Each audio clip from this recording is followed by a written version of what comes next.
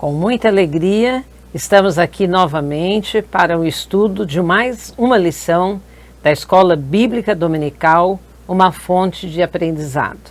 Eu sou a professora Persiliana e faço parte da equipe de professores aqui da Assembleia de Deus, na cidade de Londrina, estado do Paraná. E incrível que pareça, mas já estamos agora estudando o segundo trimestre do ano. E, igualmente, como foi o nosso primeiro trimestre, um tema riquíssimo, nós estaremos estudando um tema bem conhecido, mas um tema que traz estudos práticos para a nossa vida diária, e que são os valores do Reino de Deus, a relevância do Sermão do Monte para a Igreja de Cristo. E a lição do nosso estudo de hoje é a lição de número 4. Ela traz por título Resguardando-se de Sentimentos Ruins. Ainda quando eu fui ler a lição, fui estudar a lição, falei, nossa, falar sobre sentimentos ruins vai ser uma lição difícil, uma lição talvez assim um pouco fechada, mas é interessante. Quanto mais a gente vai lendo, vai estudando, a gente vai vendo, os horizontes vão se abrindo e a gente vai vendo quanto é necessário esse estudo. Inclusive, esses dias atrás, um dos nossos líderes aqui da escola dominical, pastor Ronaldo Bizzi, ele estava dizendo que faz 40 anos que ele estuda nessa escola dominical, desde que ele se converteu. E até hoje ele não se formou. Então, uma escola que nós vamos estudando, cada vez mais aprendendo, e é inesgotável realmente a fonte que é a palavra de Deus. A nossa lição, ela traz por texto áureo: eu, porém, vos digo que qualquer que sem motivo se encolerizar contra o seu irmão será réu de juízo. Então aqui está falando sobre cólera, sobre ira. O texto é Mateus 5, 22. A verdade prática diz o seguinte: a cólera e a ira não podem dominar o coração do crente. Elas devem ser evitadas e vencidas com o ensino do Evangelho. Inclusive, a ilustração, a figura que ilustra a nossa lição de hoje, traz uma mulher com as duas mãos cruzadas sobre o peito e me chamou a atenção essa fotografia. Os irmãos devem olhar nas suas revistas e observar o que isso traz para os irmãos. Para mim trouxe grandes coisas e eu creio que para os irmãos também certamente trará. O texto da lição da leitura bíblica em classe é o capítulo 5 de Mateus, do versículo 21 ao versículo 26. Tenho certeza que todos já devem ter lido em casa durante a semana e é um texto bastante conhecido. A introdução diz assim: nesta lição aprenderemos com o Mestre Divino que o Evangelho não é antinomista, a partir da explicação desse conceito que a cólera é a antessala do homicídio e que para devotar a nossa vida a Deus, precisamos nos reconciliar com o próximo. Veremos que o nosso Senhor colocou em alta conta o valor da pessoa humana e, por isso, a seção bíblica de Mateus aqui 5, de 21 a 26, será o objeto desse estudo, especificamente falando sobre ira, sobre cólera, sentimentos terríveis que nós temos visto, pelo menos aqui na nossa região, grandes assassinatos, brigas de trânsito causados por um momento de ira, de cólera, coisas terríveis que são irreversíveis. A nossa lição, então, inicia assim: o Evangelho não é antinomista. Eu vou ler aqui o primeiro parágrafo para explicar o que é antinomismo. Uma palavra grande que parece assim, algo estranho, mas não é. A palavra nos fornece a própria definição, constituída do grego anti, que quer dizer contra, e nomos, que vem de lei, diz respeito a tudo contrário à lei, tudo contrário às normas, tudo contrário às regras. Então é muito interessante que essa nossa lição, ela vai mostrar dois lados dessa situação. Veremos que é um pensamento, esse pensamento antinomista, totalmente contrário à palavra de Deus. Ele realmente é um desvio doutrinário, um desvio bíblico. Vejamos o que diz o capítulo 6 de Romanos, o versículo 15 e o versículo 16, diz assim: pois que pecaremos porque não estamos debaixo da lei, mas debaixo da graça? De modo nenhum. Não sabeis vós que a quem vos apresentardes por servos para lhe obedecer, sois servos daquele a quem obedeceis? Ou do pecado para a morte, ou da obediência para a justiça? Olha que interessante essa questão colocada por Paulo. Então, se não estamos mais sob a lei, mas sobre a graça, também nós estamos livres para pecar e ignorar os 10 mandamentos? Olha os dois lados. Paulo disse, de modo nenhum.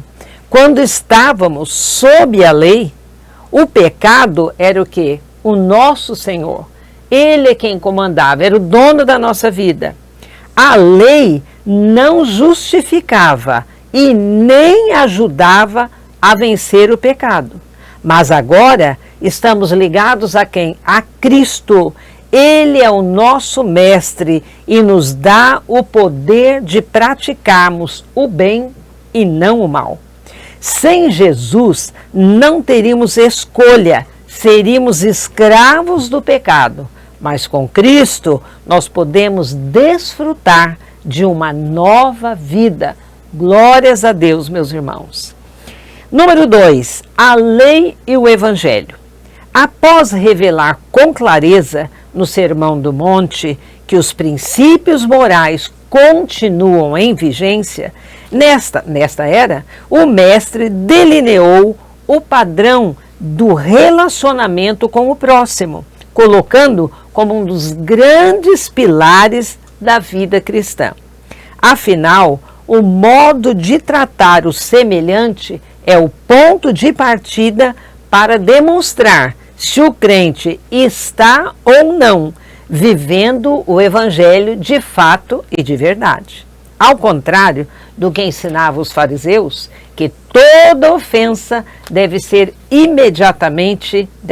imediatamente a retaliação, Jesus ensinou que as pessoas devem buscar o quê? A reconciliação, logo que eclodir uma ofensa, para que esta não se solidifique, ela não cresça, ela não se avolume e nem termine em prejuízos e consequências trágicas às pessoas envolvidas, como essa situação que eu citei agora há pouco, de crimes e situações violentas que surge aquele momento de desentendimento e aquilo é crescendo até chegar em consequências terríveis.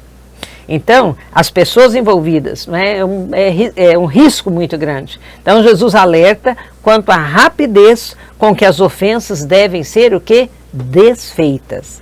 Concilia-te depressa para que a desunião não atinja os seguidores do Evangelho. Quando em Mateus, capítulo 5, 22, ele diz, eu, porém, vos digo, não estava o quê? Anulando o mandamento ou acrescentando algo. Ele estava o quê? Estendendo a compreensão. Jesus ensinou que não devemos sequer nos irar a ponto de odiar alguém, pois já teríamos o quê? Cometido um assassinato onde? No nosso coração. Já teríamos matado a pessoa dentro de nós. Olha que coisa terrível. O 3, legalismo versus antinomismo. Por 6 vezes no capítulo 5 de Mateus, o Senhor usou a expressão ouvistes que foi dito aos antigos.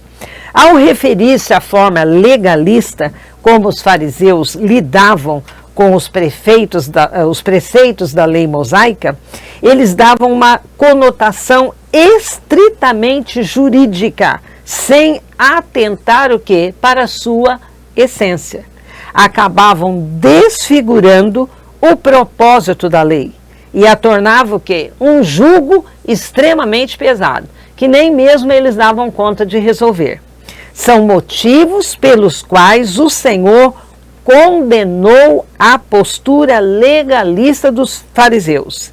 Ela punia o ato, mas não removia a causa. Isso é muito sério. O antinomismo vai para o outro extremo. Seria, na linguagem, vamos dizer, da gíria atual, um liberou geral. Como está na nossa lição, é um posicionamento que fere de morte a vocação dos cristãos. Para o quê? Para a santidade. O texto de 1 Pedro, capítulo 1, o versículo 15 a 16, é uma conclamação. Mas como é santo aquele que vos chamou, sede vós também santos. Pedro diz que devemos ser como nosso Pai Celestial, santos em tudo o que fizermos. São princípios que continuam válidos em qualquer época. No nosso tempo, continuam válidos. Ponto 2. A cólera é o primeiro ato para o homicídio. Jesus e o sexto mandamento. Nos dias de Jesus, o senso de justiça baseava-se na retribuição do mal praticado e na mesma medida, o olho por olho, dente por dente. O ensino do mestre visa demonstrar o exemplo do próprio Deus em sua misericórdia, na sua longanimidade, na sua bondade para conosco, em relação ao quê? Aos nossos pecados. Era o caso em relação ao direito à vida. Enquanto os fariseus viam a questão somente do ponto de vista legal, em que o condenado pela morte de alguém sofreria a pena prevista, como está lá no texto de Mateus 5:21, Jesus tratou do problema na origem, na sua fonte, trazendo à tona as intenções do coração, no verso 22, para reprovar o que? Qualquer comportamento agressivo contra o próximo. Olhando desse modo, tirar a vida de outrem é a consequência desastrosa final de um processo que pode ter se iniciado, começado com uma agressão verbal, uma palavra pesada, aparentemente de pouca importância aos nossos olhos. A nossa revista cita o caso de Caim, que mata o próprio irmão movido o quê? Pela inveja. Ele foi ficando com raiva, foi ficando furioso contra o seu irmão e chega no finalmente. Existem situações em que se destrói a vida de uma pessoa com difamação, com calúnia, com injúria, com mentiras. E isso leva a consequências extremamente danosas. A cólera no contexto bíblico. No Salmo 4:4 diz assim: não pequem ao permitir que a ira os controle. Reflitam durante a noite e permaneçam em silêncio. Isso está na Nova Versão Transformadora. E em Efésios capítulo 4, versículo 26, um texto extremamente conhecido. Irai-vos e não pequeis, não se ponha o sol sobre a vossa ira. A Bíblia não diz que não devemos sentir ira, mas insiste que é importante controlar adequadamente esta manifestação de desagrado. Se declarada de modo impensado, a ira pode ofender os outros e destruir o quê? Relacionamentos. Se a ira permanecer no nosso interior, poderá o quê? Nos deixar amargurados e nos prejudicar. No caso da indignação de Jesus com os vendedores e os cambistas ali no templo, lá em João capítulo 2, de 13 a 17, mostra que ele se sentiu irado com os comerciantes que se aproveitavam daqueles que iam à casa de Deus para adorar. Há uma diferença entre a ira descontrolada e a justa indignação, que foi aqui o caso de Jesus. É certo irar-se com a injustiça e o pecado, porém é errado irar-se por ofensas pessoais insignificantes. Porque há pessoas, como a gente diz na gíria também, de estupim curto. Por às vezes um motivo banal, a pessoa se ira, fica colérica. Então isso traz prejuízos para quem está perto e para a própria pessoa. O valor da pessoa humana. Jesus tratou da valorização da vida. Nesse texto de Mateus, que é o nosso texto básico, 5, 21 e 22, ele tratou de uma forma intensa. Matar é um pecado terrível, mas a ira também é, porque viola o quê? Outro mandamento de Deus. Que mandamento é esse? Amar. A ira, nesse caso, é uma amargura forte e remoída contra uma pessoa.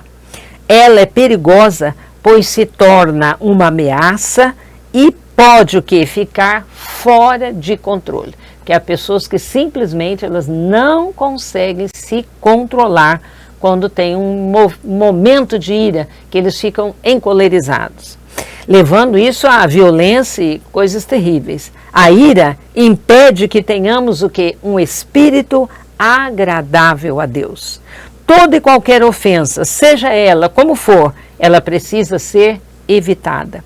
A ofensa não reparada é o ponto de partida para uma série de outras situações prejudiciais aos envolvidos, entre elas as chamadas doenças psicossomáticas, que muitas vezes têm origem em mágoas não resolvidas, que além de todo o prejuízo, levam à perda do quê? Da espiritualidade. Aquela comunhão com Deus a pessoa acaba perdendo. Então, além de todo outro prejuízo, mais esse. A oferta do altar e a desavença. Esse é o terceiro ponto. A oferta do altar. De acordo com o ensino de Jesus, nos versículos 23 e 24, esse problema de comportamento precisa ser resolvido assim que aparece, como a gente diz, no nascedouro, ali onde ele surge, antes que alcance proporções trágicas no relacionamento pessoal e chegue a um ponto que não há mais retorno. Desenvolver uma convivência sem ressentimentos ou uma raiz de amargura é tão vital para a vida cristã que o Senhor condiciona a entrega de nossa oferta no altar de Deus, a buscarmos primeiro a reconciliação com quem? Com o ofendido, porque senão a nossa oferta não vale nada. É muito sério isso. Tal oferta não será aceita se não tomarmos a iniciativa do quê? De reparar a nossa falta. O altar é o lugar perfeito para o Espírito Santo trazer à nossa memória todos os pecados cometidos, inclusive contra o próximo. E ele sempre o faz quando somos sensíveis à sua presença.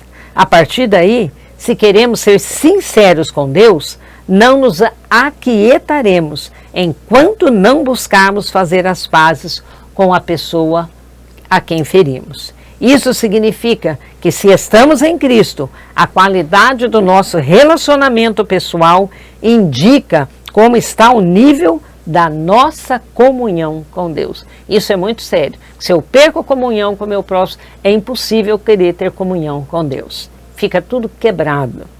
Evitando a desavença. No versículo 26, Jesus diz: concilia-te depressa com o teu adversário. Aqui está o ensino, é a preservação do companheirismo. É uma excelente maneira de se evitar desavença nos relacionamentos pessoais. Essa conciliação não deve ser adiada, deixar para amanhã, para o mês que vem, quem sabe um dia se der certo. Se pretendemos ter uma vida de qualidade e de relacionamento pessoal com Deus, Não é? Ali o texto continua advertindo, Jesus dizendo, enquanto estás no caminho, significa agir enquanto há tempo, antes de chegar ao tribunal. Quanto mais deixar o tempo passar, os ressentimentos se aprofundam, causando graves transtornos. É necessário restaurar os relacionamentos antes que chegue a um ponto irreversível. No capítulo 6 de 1 Coríntios, no verso 1, Paulo diz o seguinte: ousa algum de vós, tendo algum negócio contra outro, ir a juízo perante os injustos e não perante os santos? Ele declara aqui que os cristãos não devem ir a um tribunal secular para solucionar as suas diferenças. Temos a mente de Cristo e o Espírito Santo ao nosso lado. Então, por que deveríamos nos dirigir àqueles que não possuem a sabedoria de Deus? Então é muito interessante isso aqui, às vezes a gente passa por esse texto e a gente não reflete, mas é muito sério essa questão do ressentimento guardado principalmente com os nossos irmãos. Nós acabaremos quebrando o relacionamento com eles e automaticamente com o nosso Deus. E quem quer ter esse prejuízo na sua vida espiritual? Isso é muito grave. A conclusão da nossa lição diz o seguinte: como servos de Cristo, que vivemos as verdades do Evangelho, não deixemos que pensamentos, palavras e ações firam o nosso próximo. Nem deixemos que as desavenças tornem-se disputas entre nós. Em caso de desavenças e desentendimentos, à luz das Escrituras, deve-se o quê? Reconciliar imediatamente. Seguir em paz com todos. Hebreus 12, 14. Pois é isso que o nosso Deus desejou quando escreveu: não matarás. Nós esperamos que essa lição tenha sido de proveito para você, professor, você que é aluno, que é interessado no estudo da Palavra de Deus, e nós sempre dizemos aqui que nós temos como bibliografia, como embasamento para os nossos estudos, as Bíblias de estudo. Nós usamos também as lições das revistas de escola dominical de anos anteriores que tratam do assunto. Nós também usamos, gosto bastante de usar o comentário bíblico pentecostal, o guia de leitor da Bíblia. São algumas literaturas que sempre nós usamos para dar assim mais embasamento para as nossas lições. Nós nos despedimos com a paz do Senhor e desejando uma excelente aula a todos os irmãos.